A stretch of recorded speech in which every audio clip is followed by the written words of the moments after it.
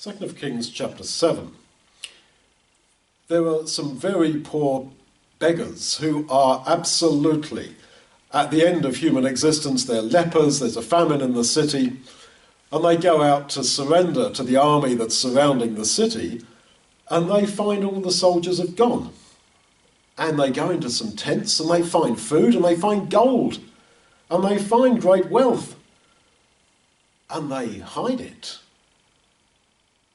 And then they say, no, this isn't right what we're doing. We must take this good news to the people back inside the city so that they can come out and the siege will be broken and they can share in what we found.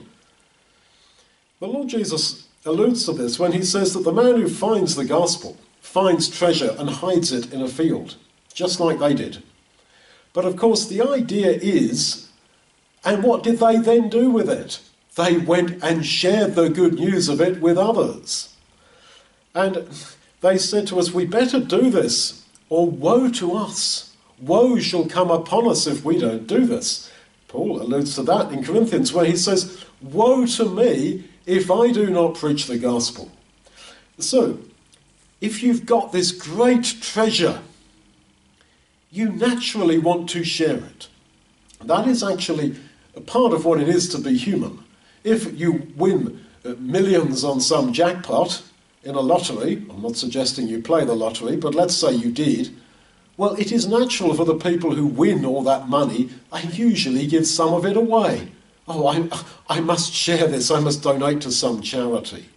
You look at the guys who made literally billions in business, and what do?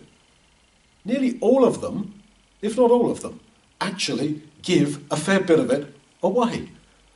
Now, our attitude to the gospel should be the same, that I have found the only thing that is worth anything in this world, that is priceless, that is absolutely everything, eternity in God's kingdom, the forgiveness of my sins. If you really believe that, you will want to share it.